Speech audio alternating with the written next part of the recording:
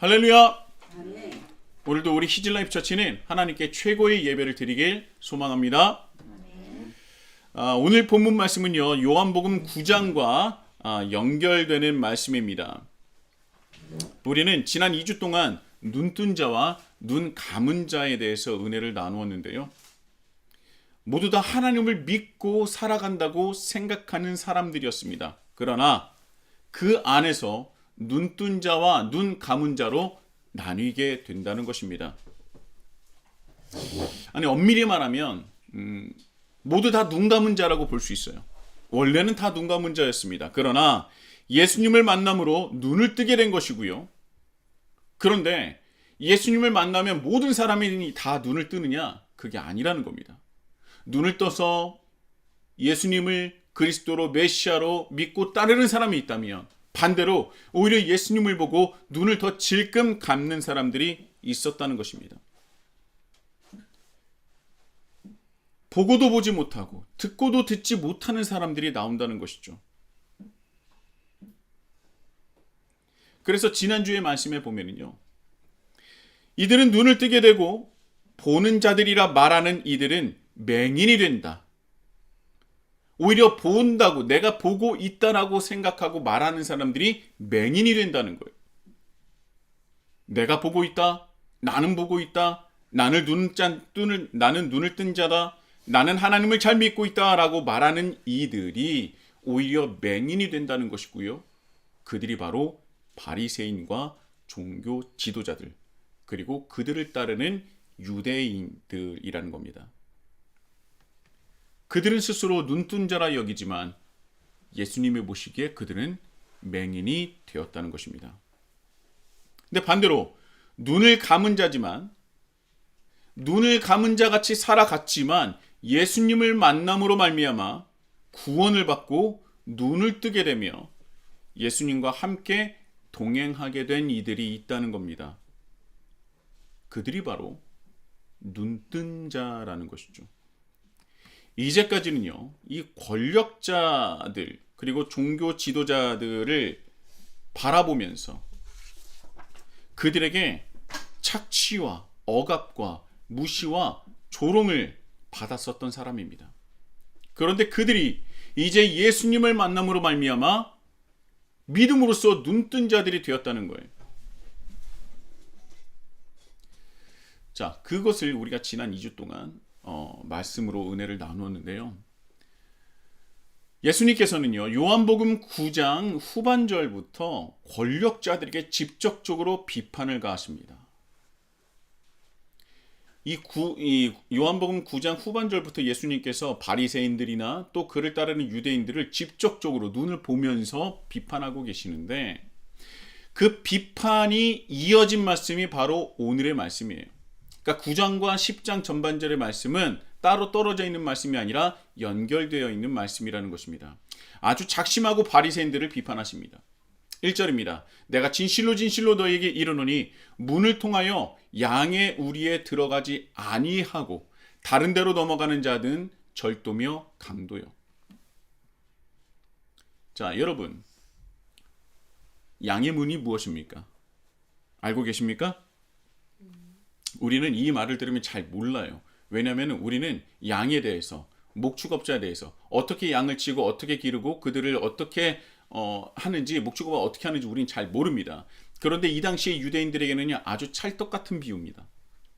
그들은 유목 생활을 오랫동안 했기 때문에 양을 어떻게 기르는지, 유목민들이 어떻게 생활하는지 아주 잘 알고 있었기 때문에 예수님께서 이 양의 문이다라는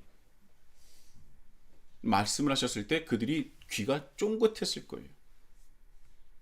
원래는요, 유목 생활을 하는 이들에게는 양의 문이라는 것 자체가 없습니다.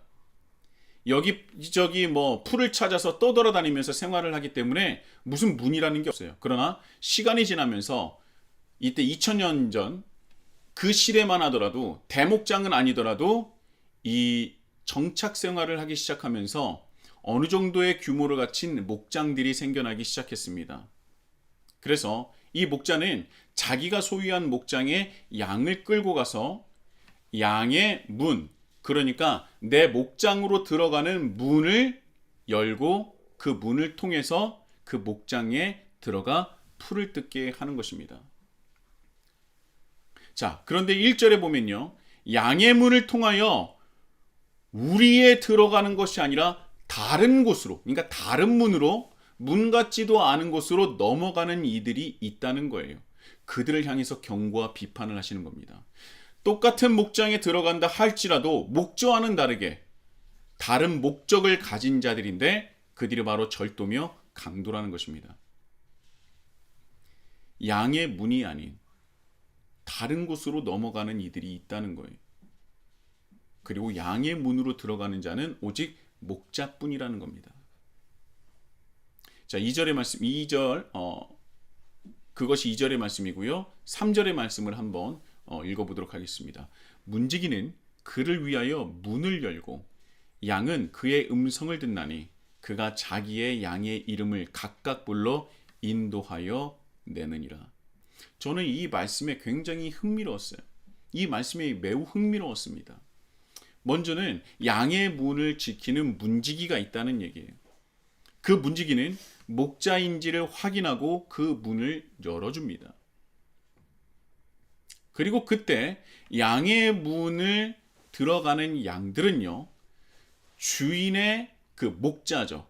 자신의 주인인 목자의 목소리를 듣고 따라갑니다. 근데 어떤 목소리냐? 자신의 이름을 불러주는 목자의 음성을 듣고 목장 안으로 들어간다는 거예요. 양은요, 시력이 좋습니까? 나쁩니까? 아주 시력이 나쁩니다. 아주 시력이 나빠요.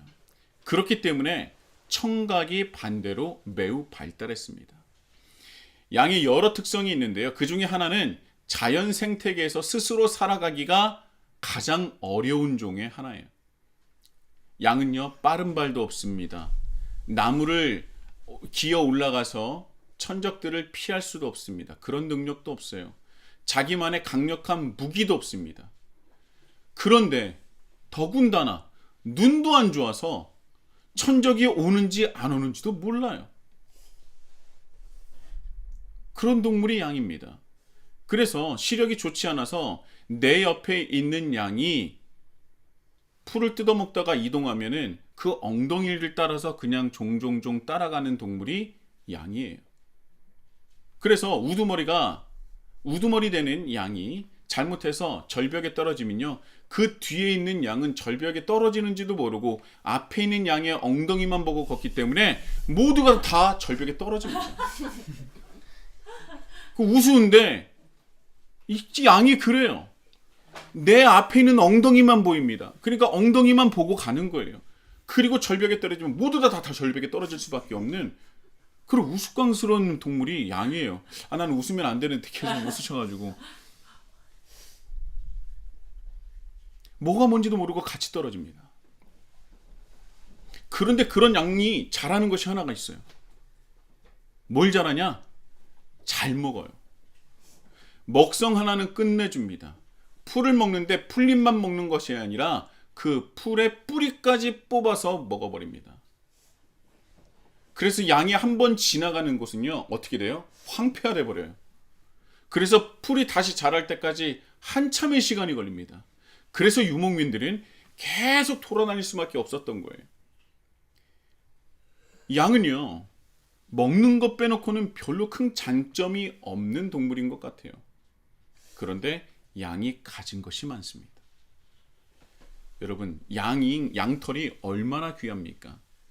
양이 사는 지역에 따라서 그 양털의 특성이 달라져 가지고요, 인간에게 가장 중요한 옷과 여러 원단이나 직물들을 제공하지 않습니까?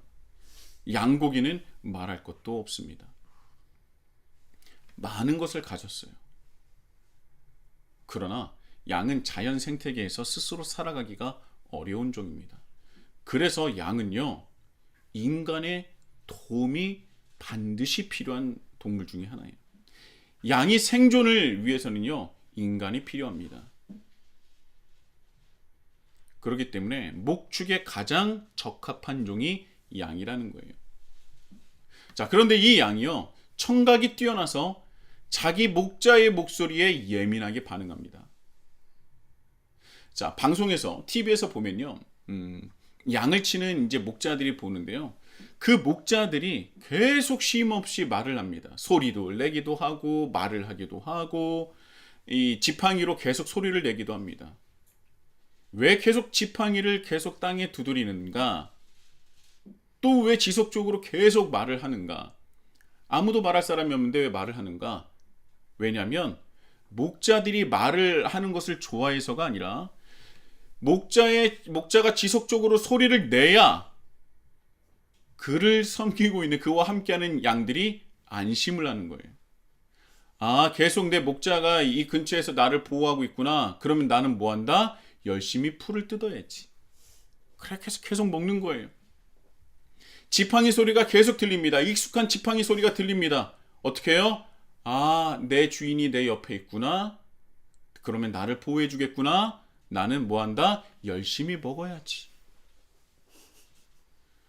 아, 이제 먹었으니 좀 졸리는데 자야 되는데 목자의 소리가 들리고 지팡이 소리가 들린다. 아, 조금 자야 되겠구나. 이 목자의 지팡이 소리와 목소리를 들어야 양이 안심을 하고 풀도 먹고 쉬기도 한다는 거예요. 그리고 이동을 할 수 있다는 겁니다. 그런데 여기서 제가 가장 흥미로웠던 말씀이 뭐냐면 이 3절의 후반절에 보면요. 양의 이름을 각각 불러 인도한다라는 말씀이 있습니다. 자, 지금처럼 대목장을 경영하면 불가능합니다. 그러나 이 시대는요. 목자는 많아도 200에서 300마리의 양을 소유하고 있었다고 해요. 자, 그렇다면 양 한 마리가 얼마나 귀했겠습니까?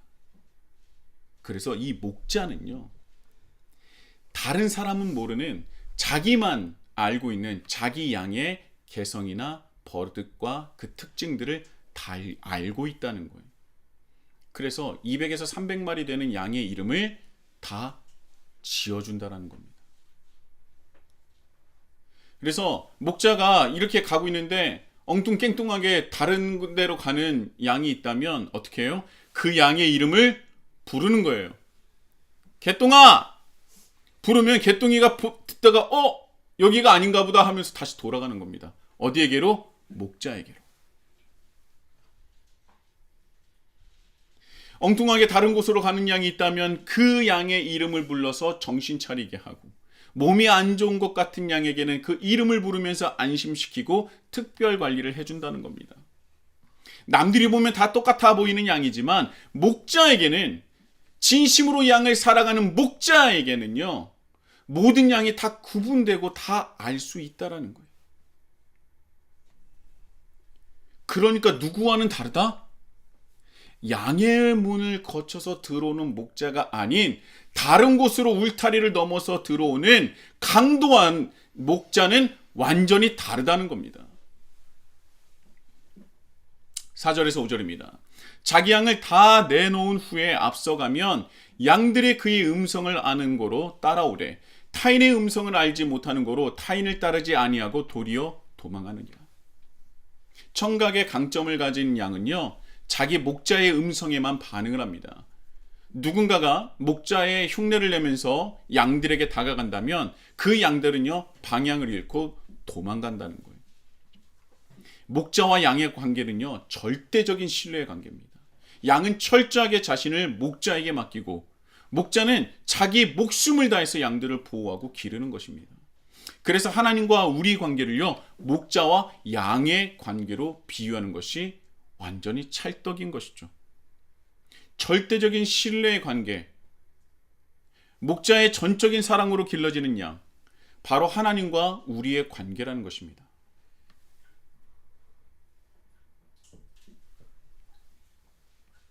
우리의 목자이신 예수 그리스도를 향해서 절대적인 신뢰와 절대적인 믿음을 가지시는 우리 히즐라이프 처치가 되시길 예수님의 이름으로 축복합니다. 자, 6절에 보면요. 예수님께서 이렇게 말씀을 하시는데도 도무지 예수님의 말씀하시는 것이 무엇인지도 모르고 깨닫지 못하는 사람들이 있어요. 왜 그러느냐? 그 힌트는 5절에 있습니다. 그들이 어떤 부류의 사람이냐? 바로 5절에 나오는 타인이에요. 타인의 음성을 알지 못하는 거로 타인을 따르지 아니고 도리어 도망하느니라 라고 말씀을 하고 있습니다. 이 말씀은요, 일반 백성인 이스라엘 민족이 목자를 따르지 않고 도망가고 있다, 흩어지고 있다라는 말씀인데요. 저는 이 말씀을 보고 바로 마태복음 9장 36절의 말씀이 떠올랐습니다. 무리를 보시고 불쌍히 여기시니 이는 그들이 목자 없는 양과 같이 고생하며 기진합니다. 예수님을 따르는 무리가 있었습니다. 자신을 따르는 무리를 돌아보시며 예수님께서 하시는 말씀이 뭐냐? 바로 마태복음 9장 36절의 말씀이었다는 거예요. 자신을 따르는 무리를 보면서 너무나 안타까워하시면서 목자 없는 양과 같이 고생하며 기진하는 이들이었구나. 그들의 모습, 이제까지 그들의 모습과 삶을 보았던 거예요. 목자 없는 양은요, 홀로 자연 상태에서 살아갈 수가 없습니다. 목자가 없으면 방향을 잃고 어디로 가야 하는지, 어느 곳에서 풀을 뜯어야 되는지, 자신의 천적이 없는 곳은 어딘지 그것을 판단조차 하지 못하여서 이리 가고 저리 가고, 때로는 그래서 천적을 만나서 목숨을 잃기도 하는 것입니다. 오히려 무리에서 따로 떨어진 양들은요, 천적의 표적이 될 수밖에 없는 것이죠. 예수님께서 보시기에 이스라엘 상황이 딱 그러하다라는 거예요. 양의 문으로 들어가는 목자는 없었고 양을 착취하고 훔쳐 달아나려고 했었던 강도뿐이 없었다는 겁니다. 그래서 이 양들은요, 그 강도들을 피해 다니며 도망가기에 바빴었던 것이죠. 그래서 고생하고 기진했던 그들의 모습을 예수님께서 보셨던 겁니다. 여러분, 여러 종교 지도자들이 예수님을 죽이려 한 이유가 무엇인지 아십니까? 그가 하나님의 아들이라 메시아라 칭한 것, 이제까지 수많은 사람들이 메시아라고 칭했던 사람들이 많았어요. 예수님이 오시기 이전에도 자칭 메시아라는 사람들이 너무나 많았습니다. 근데 그들이 그렇게까지 예수님처럼 십자가에 못 박히게 그렇게 탄압했습니까? 그러지 않았거든요. 왜 그랬을까요? 왜 유독 예수님만 그렇게 못살게 구고 십자가형에 매달리게 했을까요? 세례 요한도 마찬가지였지만 예수님을 따르는 이들이 점점 불어나고 많아졌기 때문입니다. 그런데요, 반대로 이때 당시의 종교 지도자들이나 바리새인들이나 수많은 사람들이 이스라엘 백성들의 지지를 받고 또한 그 특정한 종교 지도자나 권력자나 바리새인들을 믿고 따르는 사람들이, 무리를 지어 믿고 따르는 이들이 있었다는 말씀이 성경에 있습니까? 없어요. 그러니까 쉽게 말해서 권력을 가진 그 종교 지도자들이나 바리새인들이나 사두개인이나 이런 사람들은 권력은 가지고 있었지만 무엇이 없었다? 그들을 절대적으로 신뢰하고 따르는 이스라엘 백성이 없었다. 그런데 반대로 예수님을 따르는 무리가 너무도 많았다.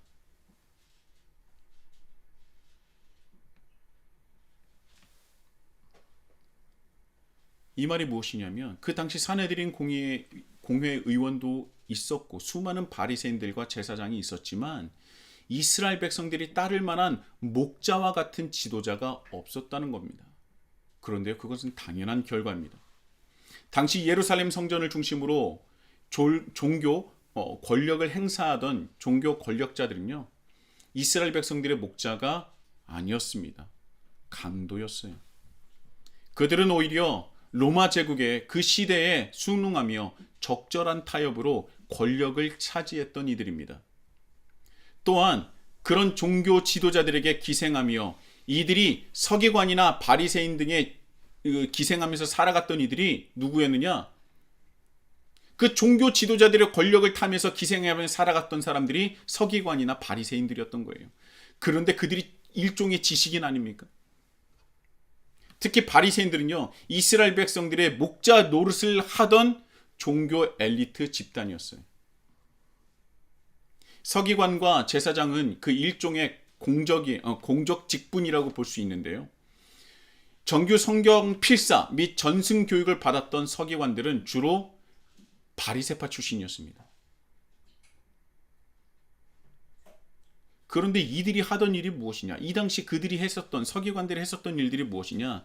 성전에 있는 제사장들의 이익을 담보하는 해석을 해주던, 성경을 그런 식으로 해석을 해주던 율법학자들이었어요. 그들의 권력을 가지고 성전에서 많은 사람들을 착취하더라도 그것이 하나님의 뜻인 양 그렇게 성경을 해석하고 율법서를 해석했던 이들이 바로 서기관들이었다는 겁니다. 그들이 바로 바리새파 사람들이었다는 거예요. 사내들인을 머리로 한 그 유대인들의 자기 폐쇄적인 성경 해석과 관습은요, 이스라엘 민족을 해방시키는 것이 아니라 숨막힐 정도로 억압시키는 거였어요.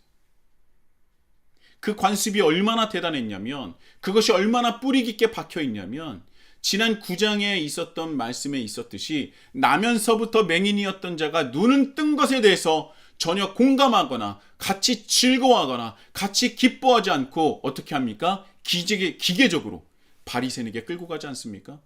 왜 잡아간 거예요? 안식일이었으니까. 눈을 뜬 게 안식일에 눈을 떴다고? 이거 일한 거 아니야? 그래서 기계적으로 그 사람을 바리새인에게 잡아간 거예요. 맹인이었던 자가 눈을 뜨건 말건 그들에게는 아무 상관이 없는 겁니다. 무조건적인 억압이 완전히 최하된 시대가 바로 예수님 시대였다는 거예요. 그렇게 억압적이었던 이유는요, 당연히 자신의 권력을 유지하기 위해서였습니다.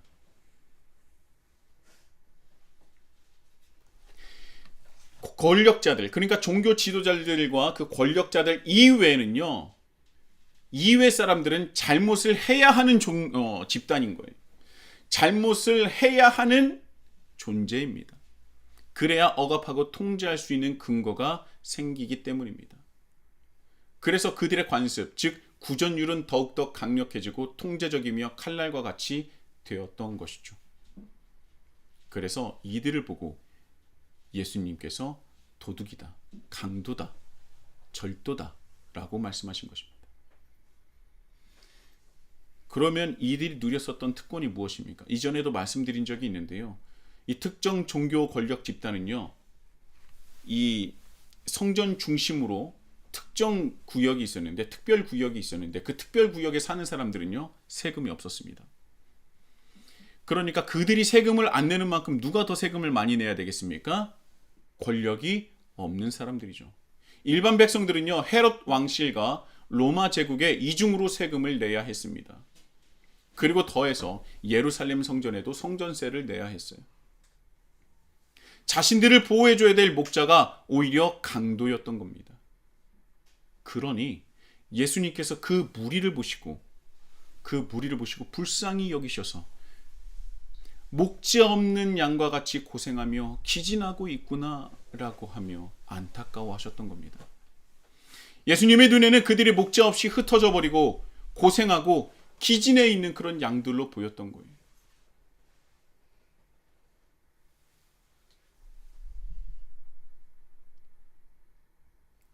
예수님 보시기에 백성들이 너희들을 따르지 않는 이유가 무엇이냐? 너희들이 강도였기 때문이다. 자칭 목자라 칭하는 그 바리새인에게 직접적으로 비판하신 거예요. 7절 8절입니다. 그러므로 예수께서 다시 이르시되 내가 진실로 진실로 너희에게 말하노니 나는 양의 문이라. 나보다 먼저 온 자는 다 절도요 강도니 양들이 듣지 아니하였느니라. 왜 너희들이 이스라엘 백성들이 너희를 따르지 않는 것이냐? 너희들이 강도였기 때문이다. 여러분, 이거 진짜 무시무시한 말입니다. 그들에게는요, 종교 재판할 수 있는 권리와 권한이 있었어요. 그런 그들에게 서슬퍼른 그 시대에 대놓고 바리새인들에게 너희들이 뭐다? 강도다라는 겁니다. 그러니까 너희들에게 백성이 따르지 않지? 라고 말하고 있는 거예요.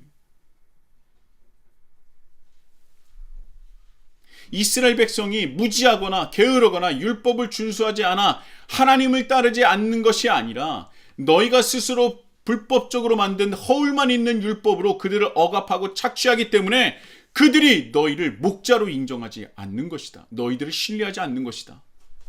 그렇게 말씀하고 있는 겁니다.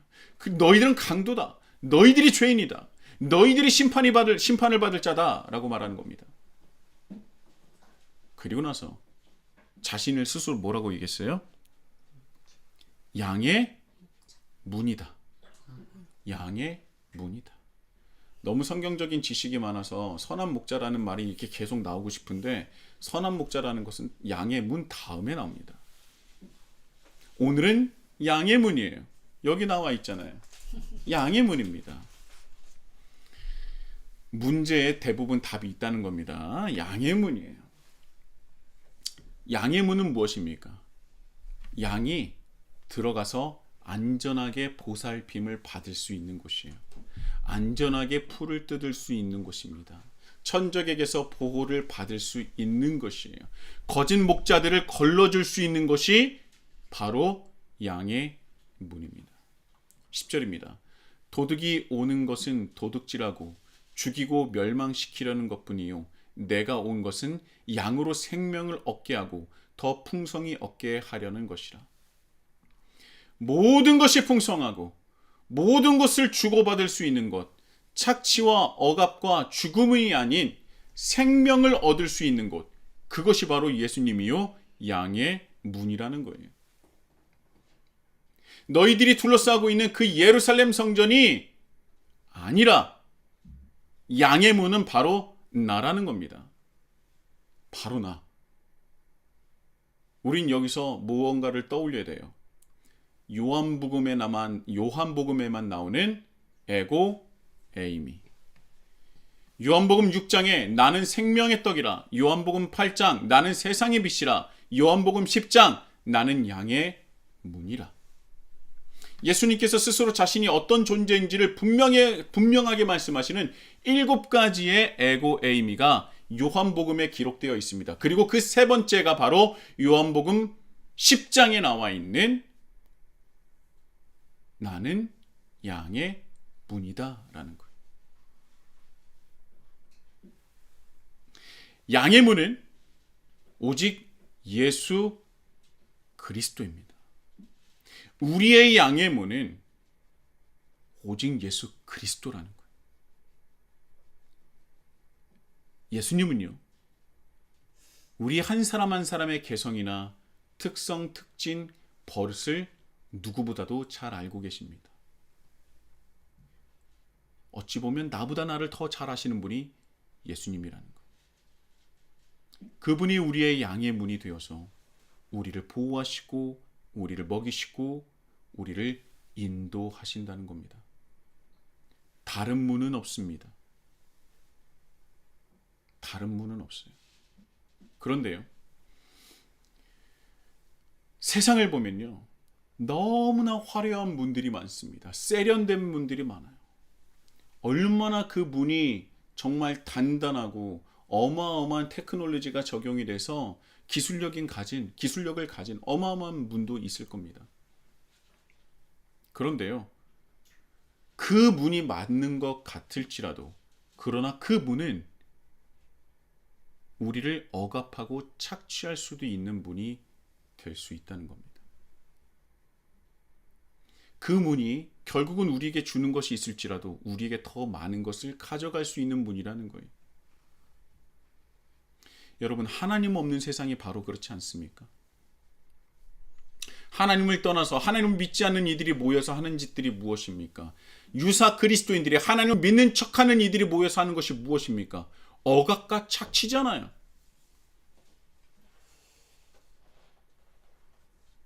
그러나 예수님은 우리를 억압하시는 분이 아니라 오히려 우리와 함께 하시기를 원하시는 분 아닙니까? 그리고 함께 하시기 위해서 우리를 억압하시는 것이 아니라 우리에게 자유를 주시는 분이 바로 예수님이라는 거예요. 끝까지 우리가 돌아오길 바라시지만 절대 그것을 강제적으로 끌고 오시는 분이 아니라 우리에게 맡기시는 분입니다. 허나 예수님과 함께하는 길이 쉽지가 않죠. 오히려 내 것을 나눠줘야 되는 것 아닙니까? 나눠주기 때문에 내가 손해를 보는 것 같지 않습니까? 예수님께서 걸으시는 길을 보면은요, 내가 과연 그 길과 그 길을 똑같은 길을 걸어갈 수 있을까? 의심이 되지 않습니까? 그런데 그 길이야말로 생명의 길이요, 진리요, 구원의 길입니다. 우리가 이것을 잊지 말아야 돼요. 저는요, 요즘에 저는 이제 식사를 하면 늘 와이프와 이제 산책을 하는데, 걸을 때면서 이런저런 얘기를 정말 많이 합니다. 그런데 이 시대에 대해서, 이 세대에 대해서 많은 말들을 나누는데, 제가 문득 이런 생각이 들었어요. 예전에는요, 제가 어렸을 때는요, 광고를 보면 그래도 그 광고 카피가 선함이 있었어요. 옳은 것을 추구했습니다. 그런데 요즘은 어떻습니까? 광고 카피가요, 정말 지극히 개인적이고 이기적입니다. 네가 원하는 대로 해. 네가 하고 싶은 대로 해. 자유롭게 하는 거야. 이게 대부분의 광고 카피 아닙니까? 추구하는 게 뭐예요? 공익이 아니에요. 우리가 함께 잘 살아보자가 아닙니다. 그 광고 카피의 주인은 뭡니까? 나라는 거예요. 네가 원하는 대로 해. 네가 하고 싶은 대로 해. 그래, 자유롭게 하는 거야. 그게 바로 행복이야. 그렇게 십수년 동안 자랐던 사람들이 지금 이 시대에 와서요, 누구만 외치고 있습니까? 자기만 외치고 있어요. 세상의 주인공은 바로 너야. 얼마나 좋아 보입니까? 얼마나 좋게 들려요. 말은 아주 좋습니다. 맞는 것 같습니다. 그런데요, 여러분, 우리가 잊지 말아야 되는 것은, 나도 주인공이면 옆에 사람도 어때요? 옆에 사람도 주인공인 거예요. 근데 사람이 그렇지 않습니다. 나는 주인공이지만 내 옆에 앞에 있는 사람은 뭐가 되길 원해요? 나 주인공인 나를 밝혀줄 조연이나 엑스트라가 되었으면 좋겠는 것 아닙니까? 나만 주인공이었으면 하는 것이죠. 내가 주인공이니까 내가 하고 싶은 대로, 내가 원하는 대로 자유롭게 살아가고자 하는 겁니다. 그런 사람들이 지금 살아가고 있는 거예요. 그런 사람들이 살아가니까 이렇게 얽히고 설키고 분쟁과 문제가, 갈등이 유발되는 겁니다. 이 시대가 이렇게 정말 악해진 거예요. 2000년 전 예수님 시대는요, 바리새인들이 이스라엘 백성을 억압했다면, 그렇다면 지금 이 시대는요, 누가 억압하고 있는 겁니까? 사람들 서로가 억압하는 존재가 되었다는 거예요. 물론 권력자들도 있습니다. 그것을 이용하겠죠. 그래서 권력자들이 이용하는 게 무엇입니까? 예전에는 권력자가 직접적으로 억압했다면, 이제는 그 권력자들이 어떻게 하느냐? 서로가 서로를 물고 헐뜯게 만든다는 거예요. 세대가 다른 세대를, 남성과 여성이 서로를 억압하고 비판하고 가릅니다. 지역이 다른 타 지역 사람들을 나눠요. 민족이 다른 민족을 나눕니다. 억압합니다. 나라가 다른 나라를 억압합니다. 서로를 죽이며 살아가고 있는 거예요. 그리고 이것이 문제라는 것을 알고 있음에도 불구하고요, 그것을 해결하기보다는 더욱더 분쟁을 일으켜서 그 안에서 이익을 보려고 하는 그 이익 집단까지 생기는 것이 지금 이 시대 아닙니까? 저는 그래서 그 광고 카피가 마음에 안 들어요. 네가 하고 싶은 대로, 네가 원하는 대로, 그게 자유고 네가 행복한 거야. 아니요, 세상은 그렇지 않습니다. 내가 정말 발전하고자 한다면 내가 하고 싶은 것을 내려놓을 줄 알아야 돼요. 세상에서 내 것을 내놓지 않으면 절대 받을 수 없습니다. 네가 하고 싶은 대로, 네가 원하는 대로? 아니에요. 그것은 사회를 멍들고 망하게 하는 말입니다. 겉으로 듣기에는 너무나 좋아 보이고 맞는 말 같지만 그것은 사회를 파괴하는 원동력이 되고 있어요.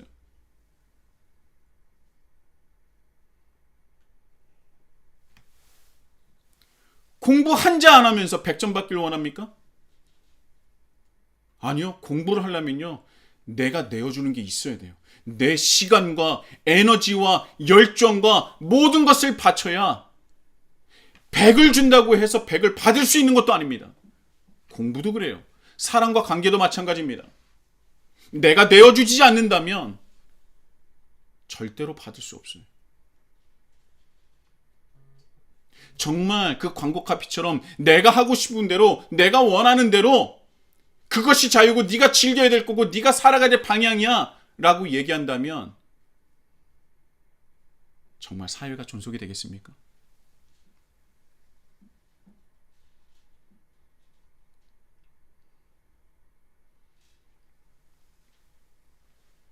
지금 이 시대는요, 권력자는 물론이고 우리가 서로 억압하며 서로를 물어뜯으며 서로가 비난하며 서로가 조롱하며 서로가 무시하면서 그렇게 해서 살아가고 있지 않습니까? 저는 그래서 이런 세대에 끌려가는 것은요, 예수님께서 말씀하신 그 강도에게 끌려가는 것과 마찬가지. 저는 그래서 여러분들에게 말씀드립니다. 우리가 따라야 될 것은 세상적인 그런 광고 카피가 아닙니다, 여러분. 우리가 들어가야 될 문은 세상의 문이 아니라는 거예요. 너무나 세련되고 티타늄으로 되고 무슨 뭐 합금이 돼가지고 뭐 대단한 이런 문이 아니라 우리가 찾아야 될 문은 무엇이냐? 바로 양의 문이신 예수 그리스도라는 겁니다. 그 안이야말로 우리가 최고의 행복과 최고의 즐거움과 최고의 자유로움을 느낄 수 있다는 겁니다. 저는 이 시대에 가장 필요한 것은 양의 문이신 예수 그리스도라고 생각해요. 예수 그리스도를 따르는 양들이 우리가 되어야 된다는 겁니다. 그것만이, 예수님의 품만이 그동안 지치고 다친 몸과 영을 회복시킬 수 있는 유일한 곳이에요. 절대적인 신뢰 관계로서 나의 모든 것을 맡길 수 있는 오직 유일하신 예수 그리스도. 우리는 그 예수님께 돌아가야 합니다. 우리는 예수님께 돌아가야 합니다.